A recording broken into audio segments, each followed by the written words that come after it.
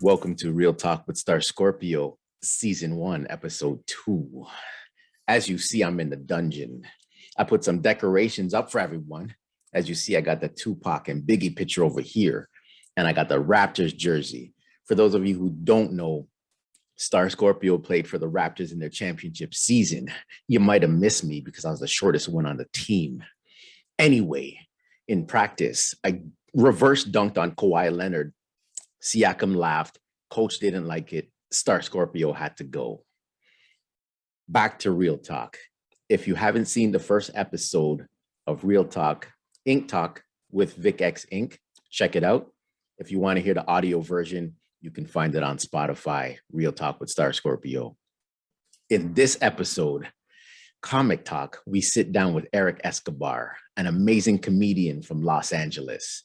But before I begin, I would be remiss if I didn't acknowledge and shout out the comedians in Toronto that helped me out, that guided me and, provided tutelage, because without them, Star Scorpio would have quit comedy the first week because it's rough. Here we go. Mr. Mo, John Paul, Gavin Stevens, Gilson Lubin, Ron Jossel, and Kenny Robinson. Now, second episode, Erik Escobar. He's an amazing comedian. He's one of those naturals, a lot of charisma, and he's just one of those guys who put a smile on your face. So let's bring him in the room. Yes, welcome to Real Talk with Star Scorpio. Erik, how you doing today? I am doing wonderful, Mr. Scorpio. I almost said Scorpio. I combined it, the star and the Scorpio. I'm doing well. I'm we're in the same time zone. I'm typically living in LA and you're on the eastern part of Canada, but I'm in DC. So we lined up. It's perfect. It's beautiful. Perfect. And I was just about to ask you that before we begin, because I want to start from the beginning. But before we begin, what are you doing? What project you on? What are you doing? Let the people know out there. Yeah, I'm actually working an amazing club, the DC Comedy Loft. We have two more shows tonight, so it's our final day. Then I head back to LA, get on the road again in a few weeks. Just chugging along on the road, doing the comedy, doing the jokes, trying not to cry in the shower too much. Yo, this is going to be a comedy session right here. Amen. Okay, so Erik, let's start from the beginning. So you're a comedian in the States that performed in many clubs, colleges, theaters. You did the tour thing, but I want to know, what was that aha moment? Why stand up? You know what? I feel like when I first kind of started doing, I guess, comedy in general, I was doing a lot of improv. So I was with Comedy Sports, this was up with UCB. It was really, really fun. And I loved it. Did in high school, did in college. But I think after a certain point, I think I wanted to do something that was all me. You know what I mean? When you do improv, you have your team and it's fun and it's exciting, but I wanted to be able to, travel around and do comedy in some type of way. So what's crazy is I did a couple open mics, and then I had a buddy in college who was like, let me take you to this comedy show and we'll do some sets. I'm like, okay, this is pretty cool. Do a couple minutes or whatever. So this is within the first maybe month or two of doing comedy. And he takes me to a TV audition for Last Comic Standing. No. And I was like, dude, I got 2 jokes. I can audition for TV right now. But I ended up doing it. It was super, super fun. And ever since then, I really told myself, I can't just, flip flop it and be like, I'll do this sometimes, do this not. It's either I have to do it and be dedicated or not do it. And after that moment, I was like, you know what? This world is so cool. I want to go all in. Let's make it happen. 13 years later, oh man, I'm making dozens of dollars. It's very exciting. Very exciting. Dozens of dollars. Dozens. Yeah. So you came guns blazing.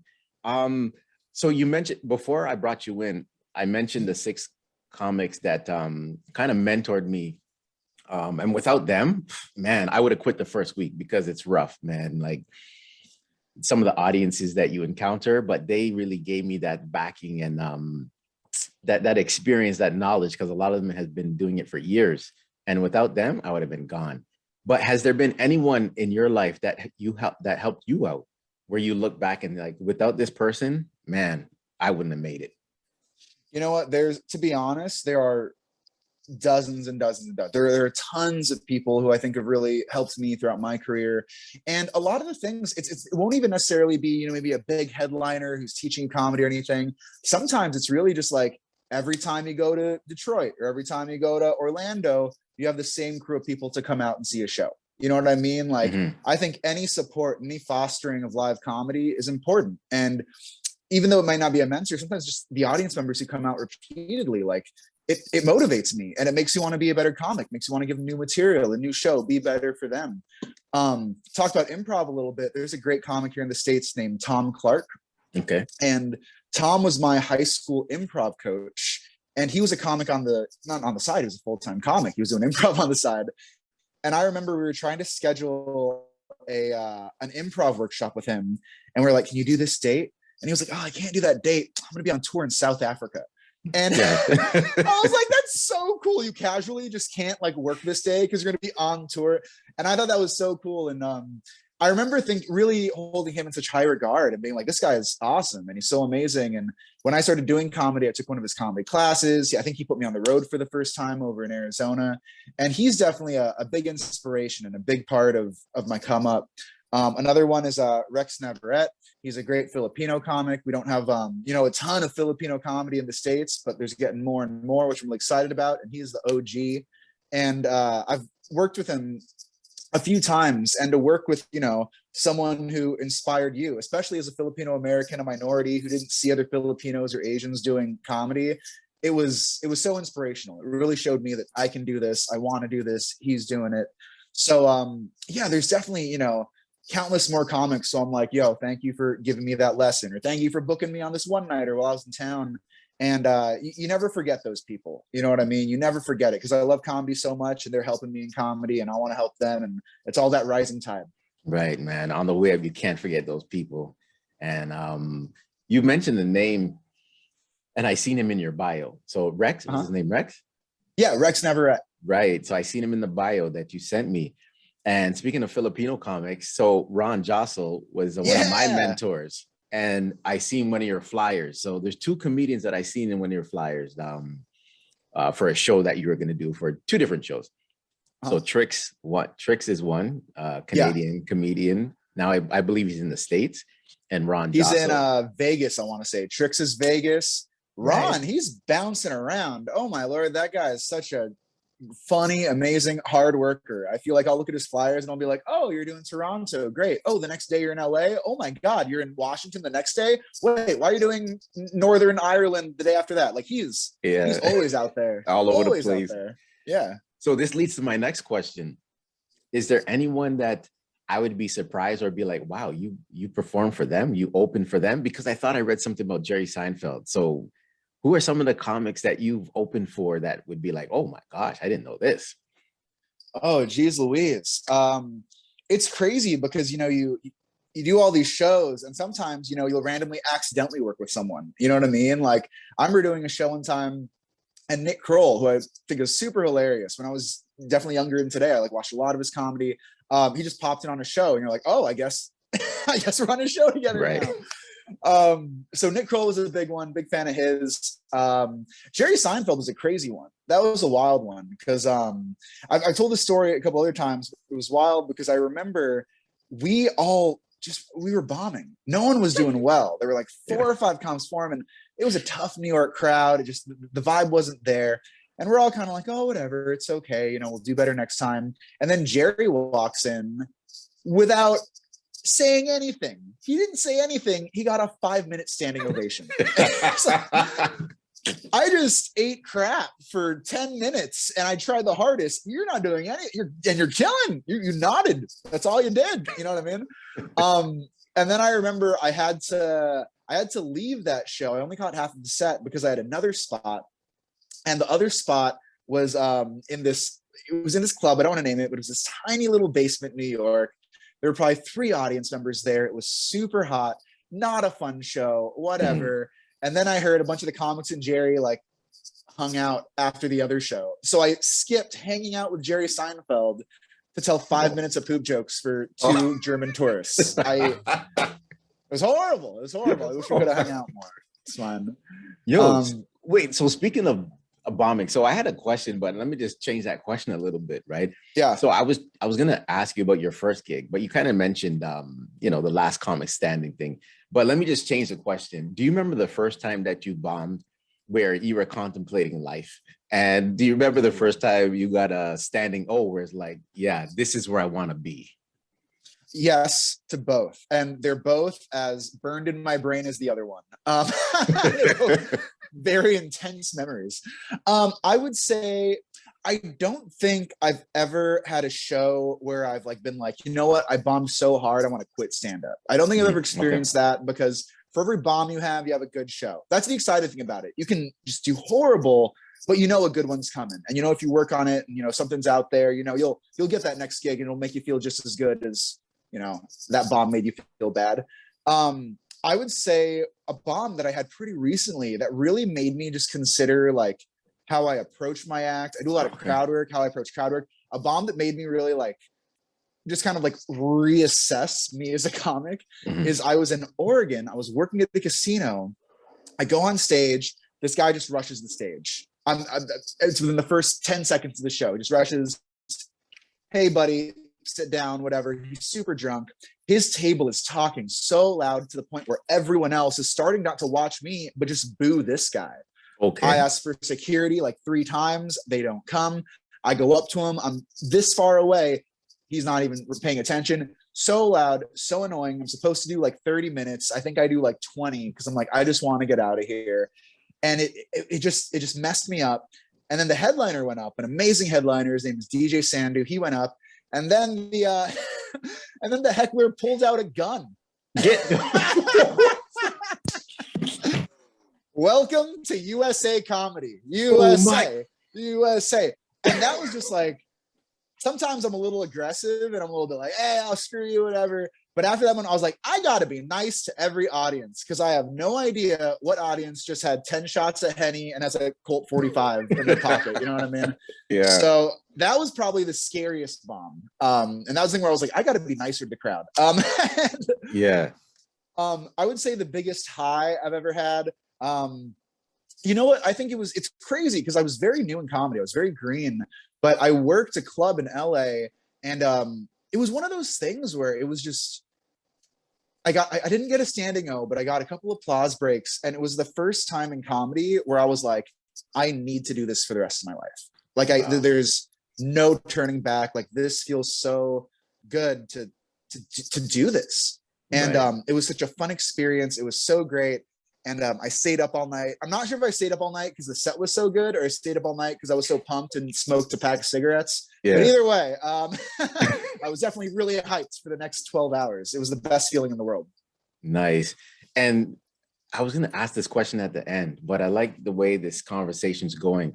Let's flow it, baby. Let's flow it. I'd like you to give some advice to comics, because we all know bombing is the key to success in stand-up comedy, because then you have no fear. What advice would you give to a stand-up comic who's on that brink and saying, you know what, I'm going to keep going, or I got to find a day job? I would say don't be afraid of money. I think a lot of people starting out, they're like, I just want to do stage time. I just want to, like get on this show. So they'll do free spots, which is fine. You know what I mean? I still do a ton of free spots. We all do free spots. But I think a lot of people get intimidated, or they even get kind of disheartened because they're like, when can I make this full time? Or when can I do this fully? And I think a big part of it is a lot of comics are afraid to talk about money and ask to get paid. You know what I mean? Oh, yeah. So, don't be afraid of that. Like, try to make tangible steps. Like, I will make this much a month, or I will make this much in a year. And then just follow, like, where's the money? Where do you go? I'm also like a super big fan of, getting up as much as you can. If you can get up every night, that's great. Also have, your personal life, have a balance. Don't get burnt out. Right. But I think there's something to be said about kind of like playing the game. There's a difference between working hard and working smart. Right. And you can work very, very hard doing 3 mics a night, 7 nights a week, and that's great. But play the game smart. Are those mics making you a better comic? Are you getting in front of the same comics over and over and over again? Are Mhm. they small rooms, which is fine, but you don't really get a good read on your material? Like, you can be hustling and working hard, but play it smart. Maybe bounce around, maybe try different material, try to write every day and incorporate at least a couple of jokes in your set. Look at the places where you can get a real audience. You know what I mean? You may bomb in front of a real audience and it'll suck, but Louis Anderson has a great quote, and you'll learn nothing from a good show. You'll learn everything from a bomb in front of that crowd. So right. So just don't be afraid to get in front of real people. Don't be afraid to try new stuff. And also, at the end of the day, have fun. I think that's the biggest part. You know what I mean? Don't get burnt out. Don't get frustrated. Like, we got in this game because it's a fun game. It's a hard hustle. It's a very, very hard hustle. But if you're not enjoying doing comedy, You're right. Check yourself. So I see you're on the road now. We're in COVID times. Let me know how COVID has affected you, your money or the shows. Tell us a little bit about how COVID, the experience, has affected you on stage, even the mask wearing. Just let us know about that. COVID's been a wild ride. I know a lot of comics were kind of like against the whole Zoom show thing, but I get very anxious very easily, and I jumped into those Zoom shows. I'm like, I just need to be busy while I'm in this crazy quarantine.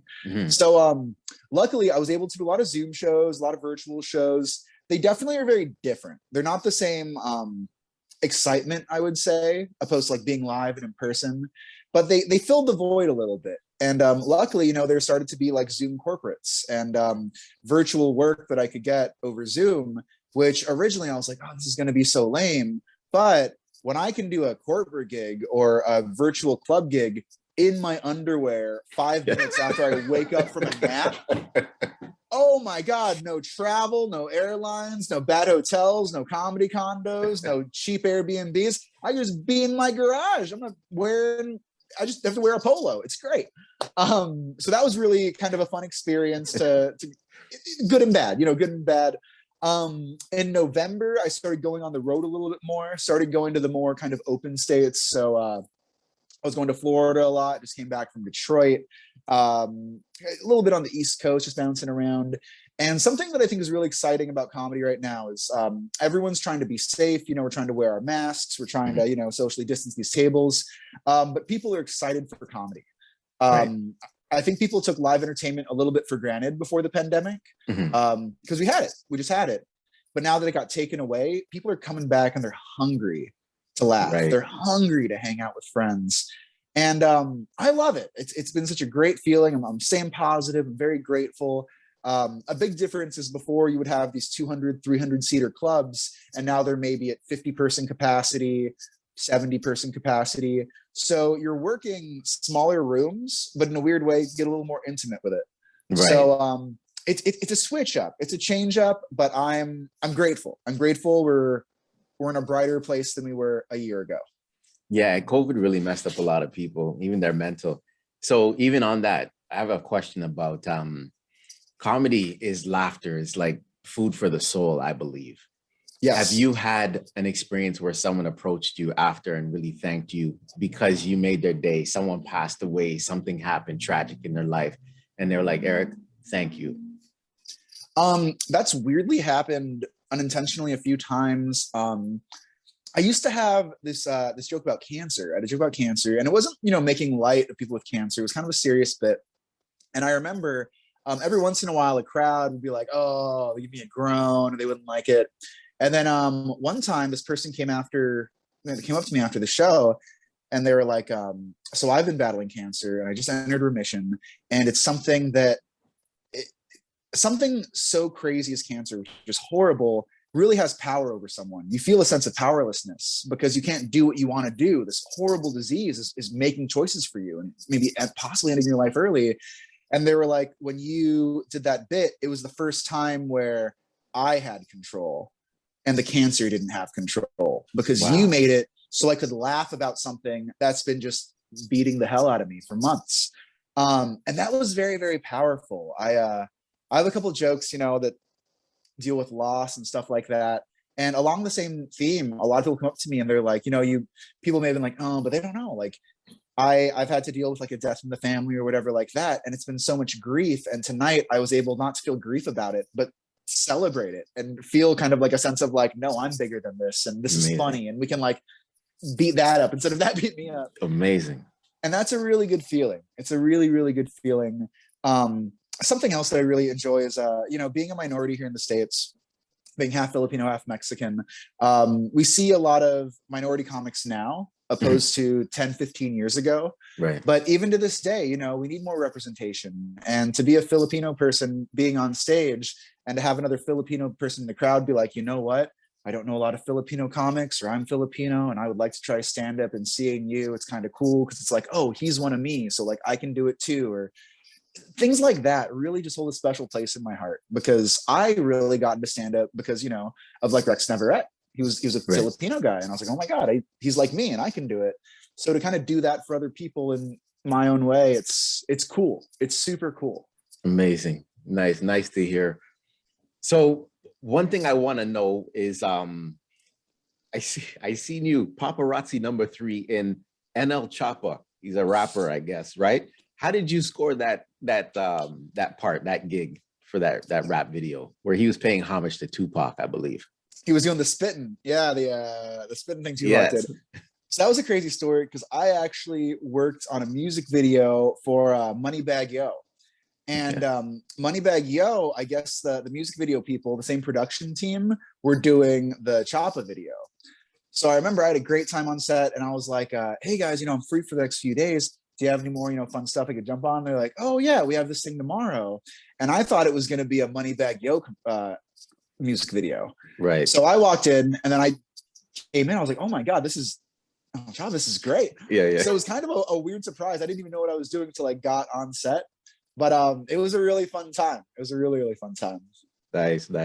I'm gonna put that up so people can see it. Hell yeah. Tell me a little bit about your TED Talks, the TED Talks I think seen there. Totally. So the TED Talk that I did was really exciting. I was kind of shopping around this idea. I wanted to do a TED Talk, but I didn't know how I could really get in. So I was sending my stuff to different places, applying to different TED Talks.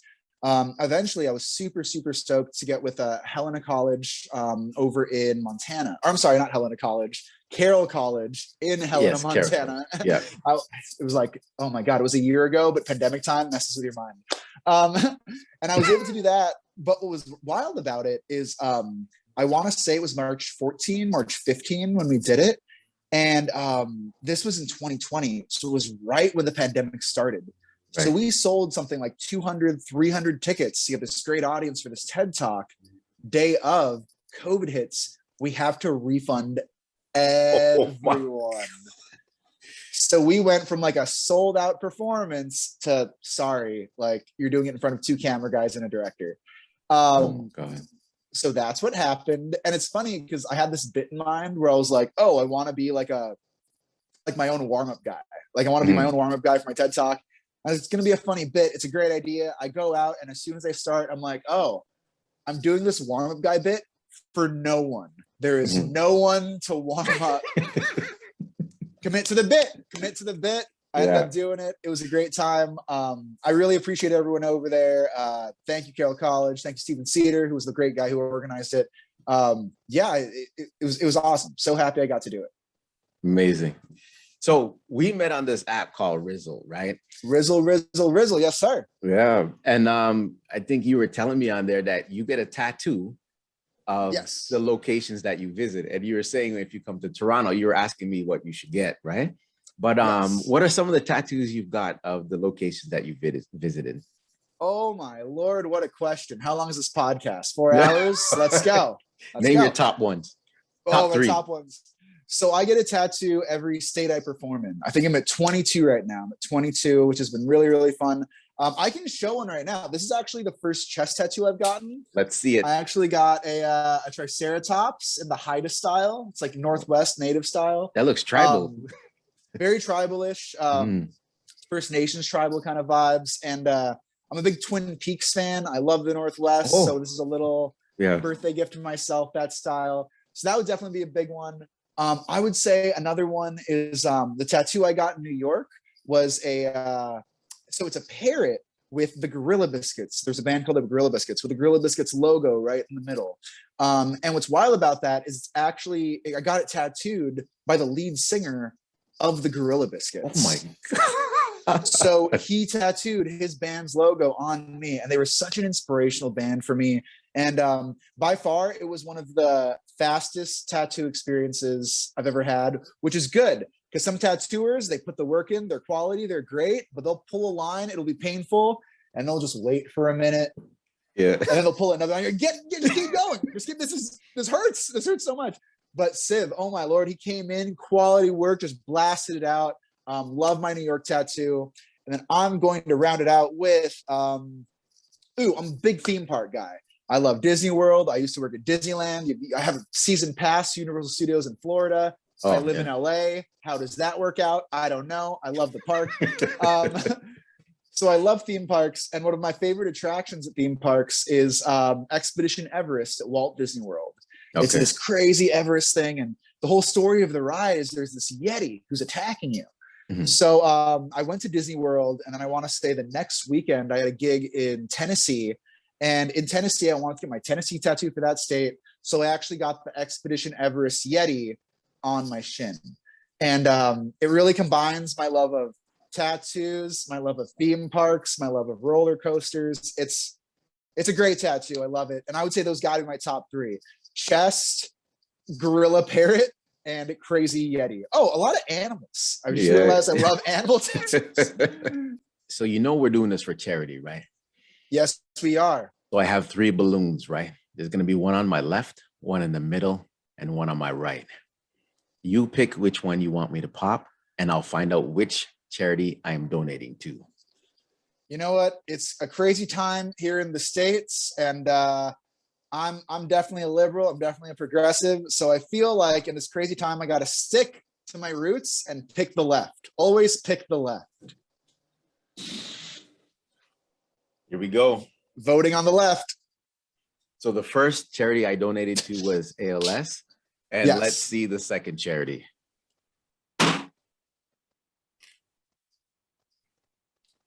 And the second charity I'm donating to is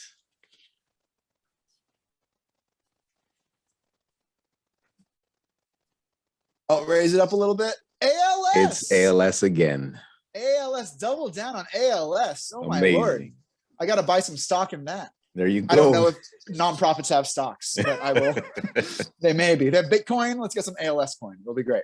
Wow. And again, I have a touching story, and I'm glad I'm donating to that charity again. So Erik, thank you for coming out today. Let everyone know where they can find you. What is it? Instagram, Facebook? Shout it out. I'll also put it in the bio in the description, but let us know. Hell yeah, brother. Instagram is my main thing. Instagram.com/Erik Escobar. That is Erik with a K. You can catch both me and the wonderful, hilarious, amazing Star Scorpio on Rizzle. Look us up on Rizzle. Other than that, pretty much I'm either Erik Escobar or the Erik Escobar on all social media. If you check me out and you see a show that I'm going to be doing by you or close to you, definitely drop me a line. Tell me you heard me on this amazing Real Talk podcast. I'll hopefully get you some tickets. If not that, I'll at least buy you a water or something. Always on. I love it. Erik, thanks for coming out. Toronto to Cali to DC. Here we go. Episode 2 in the books. We out.